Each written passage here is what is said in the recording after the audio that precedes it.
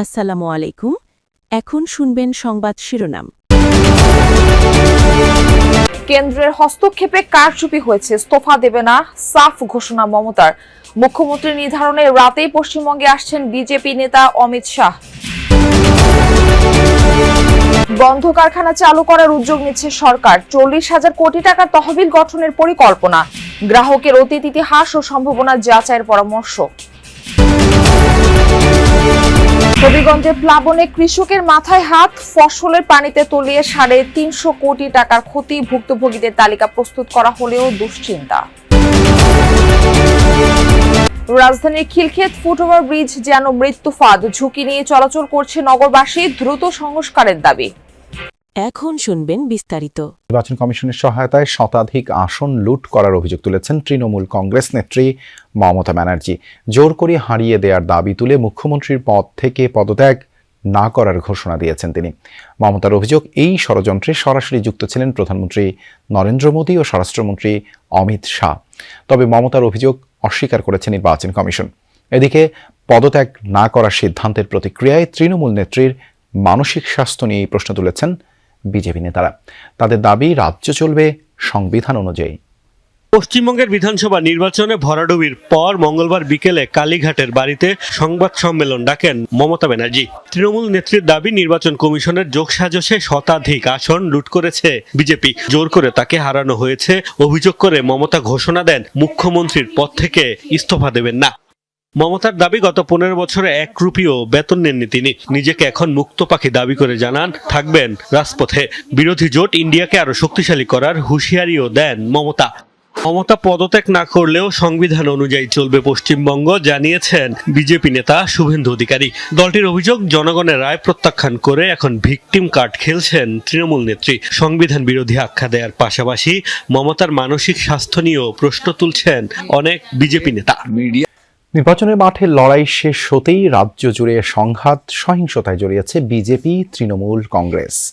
আলাদা সংঘর্ষে তৃণমূল কংগ্রেস ও বিজেপির 1 করে কর্মী নিহত হয়েছেন। এছাড়া বড়াইপুর, শিলিগুড়ি, কৃষ্ণনগর, বাঁকুড়া সহ রাজ্য জুড়ে বিভিন্ন স্থানে তৃণমূলের কার্যালয়ে ভাঙচুরের ঘটনা ঘটেছে। অভিযোগ অস্বীকার করে তৃণমূলের বিরুদ্ধে পাল্টা অভিযোগের তীর ছুঁড়েছে বিজেপি। দাবি, আগেরবার ভয়াবহ সহিংসতা করেছিল তৃণমূল কংগ্রেস। বন্ধ কারখানা চালু করার উদ্যোগ নিচ্ছে সরকার। এর জন্য গঠন করা হচ্ছে বড় অঙ্কের পুনঃ অর্থায়ন তহবিল, যার সম্ভাব্য আকার হতে পারে 40,000 কোটি টাকা। এই অর্থ ব্যবহারের নীতিমালা করছে বাংলাদেশ ব্যাংক। সংগ্রহ করা হচ্ছে বন্ধ কারখানার তালিকাও। নিয়ন্ত্রক সংস্থা বলছে, সমস্যার ধরন বিবেচনায় নেওয়া হবে উদ্যোগ। তবে টাকা দেওয়ার আগে গ্রাহকের অতীত ইতিহাস এবং কারখানার সম্ভাবনা বিবেচনায় নেয়ার পরামর্শ দিয়েছেন ব্যাংকার ও বিশ্লেষকরা। ডয়েচল্যান্ড অ্যাপারেল রাজধানীর উপকণ্ঠের এই পোশাক কারখানাটি প্রায় 2 বছর ধরে বন্ধ। চালু অবস্থায় কাজ করত 1800 শ্রমিক কর্মচারী। মাসে রপ্তানি আয় আসত 15 কোটি টাকা। কারখানার মালিক আরিফুর রহমানের অভিযোগ, প্রিমিয়ার ব্যাংকের জালিয়াতি এবং অসহযোগিতার কারণে কারখানাটি আর চালাতে পারেননি তিনি। ওয়েস্ট অ্যাপারেলেরও একই অবস্থা।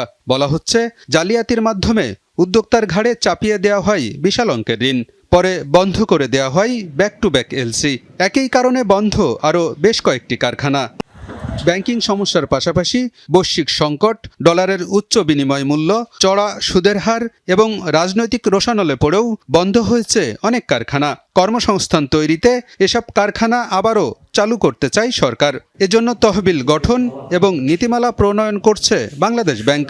চলছে তালিকা সংগ্রহ করে সমস্যা চিহ্নিত করার কাজও। ব্যাংকার ও বিশ্লেষকরা বলছেন, উদ্যোগ ভালো, তবে এটি কতটা সফল হবে তা নিয়ে সন্দেহ আছে। সব কারখানা অর্থের অভাবে বন্ধ হয়নি। অনেক উদ্যোক্তা কারখানার নামে ঋণ নিয়ে অন্যত্র সরিয়ে নিয়েছে। পাচারের অভিযোগও আছে অনেকের বিরুদ্ধে। তাই টাকা দেওয়ার আগে সম্ভাবনা যাচাই করে দেখার পরামর্শ তাদের। বন্ধ কারখানা চালুর উদ্যোগের সুফল যেন শুধু প্রভাবশালীরা না পেয়ে প্রকৃত ক্ষতিগ্রস্তরা পায়, তাও নিশ্চিত করার পরামর্শ অর্থনীতিবিদদের। হবিগঞ্জে পানিতে তলিয়ে গেছে প্রায় 11,500 হেক্টর জমির বোরো ধান। টাকার অঙ্কে কৃষকের ক্ষতি হয়েছে প্রায় 350 কোটি টাকা। ক্ষতি পোষাতে এরই মধ্যে নানা উদ্যোগ নিয়েছে সরকার। এদিকে খোয়াই ও কুশিয়ারা সহ কয়েকটি নদ নদীর পানি বাড়তে থাকায় হাওড় অঞ্চলেও পানি বৃদ্ধি পাচ্ছে। এই অবস্থায় সংসার চালানো নিয়ে দুশ্চিন্তায় কৃষক। টানা বর্ষণ আর উজানের ঢলে হবিগঞ্জে পানিতে তলিয়ে গেছে প্রায় 8,500 হেক্টর জমির ধান। আংশিক ক্ষতিগ্রস্ত আরও 3,000 হেক্টর জমির ফসল।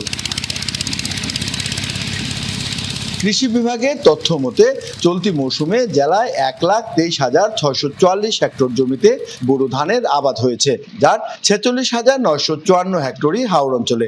আকস্মিক প্লাবনে ক্ষতিগ্রস্ত 11,000 হেক্টরের বেশি জমির ফসল। ক্ষতিগ্রস্তদের তালিকা প্রস্তুত করা হলেও দুশ্চিন্তা পিছু ছাড়ছে না কৃষকদের। কৃষি কর্মকর্তা জানান, প্লাবনে কৃষক দুইভাবে ক্ষতিগ্রস্ত হয়েছেন। পানিতে তলিয়ে গেছে প্রায় 209 কোটি টাকার ধান, আর কাটার পর শুকাতে না পারায় ক্ষতি হয়েছে আরও 134 কোটি টাকার। কৃষকদের ক্ষতি পোষাতে এরই মধ্যে নানা উদ্যোগ নিয়েছে সরকার। ত্রাণ ও দুর্যোগ ব্যবস্থাপনা মন্ত্রণালয়ের আওতায় জেলার প্রায় 21,000 ক্ষতিগ্রস্ত কৃষকের তালিকা করা হয়েছে। তাদেরকে সরকারি সহায়তা দেয়া হবে 3 মাস। অব্যাহত থাকবে কৃষি সম্প্রসারণ অধিদপ্তরের নানা সহায়তাও। এরই মধ্যে ধান চাল সংগ্রহ কার্যক্রম শুরু করেছে সরকার। জেলায় 8,090 টন ধান কেনার পাশাপাশি চাল কেনা হবে প্রায় 17,000 টন। খাদ্য বিভাগ বলছে এই কার্যক্রমেও উপকৃত হবে কৃষক। এদিকে জেলার খোয়াই ও কুশিয়ারা সহ পথচারীদের কাছে মূর্তিমান আতঙ্কের নাম রাজধানীর খিলক্ষেত ফুটওভার ব্রিজ।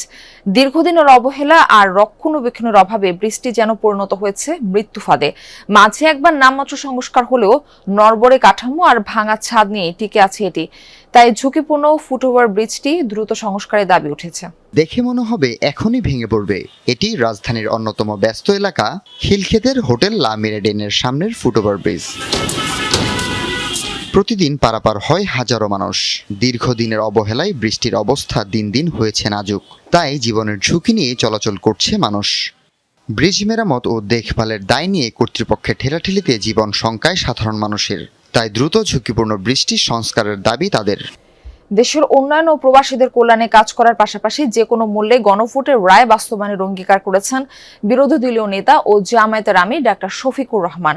জাপানের নাগোয়া শহরে নাগরিক সম্বর্ধনা অনুষ্ঠানে এই কথা বলেন তিনি। বলেন, দেশের প্রায় 70% মানুষ গণভোটের পক্ষে রায় দিয়েছেন। তাই এই রায় বাস্তবায়ন না করা দেশের প্রতিটি নাগরিককে অপমান করার শামিল। বিরোধী দল হিসেবে সংসদের ভেতর ও বাইরে এই নিয়ে আন্দোলন চালিয়ে যাওয়ার ঘোষণা দেন জামায়াত আমির। অনুষ্ঠানে প্রবাসীদের রেমিটেন্স যোদ্ধা হিসেবে উল্লেখ করে জাপানের আদলে একটি সমৃদ্ধ ও দুর্নীতিমুক্ত বাংলাদেশ গড়ার প্রত্যয় জানান বিরোধী দলীয় নেতা। অনুষ্ঠানে বিশেষ অতিথি ছিলেন সংসদ সদস্য সাইফুল আলম খান মিলন ও ব্যারিস্টার মীর আহমদ বিন কাশেম আরমান।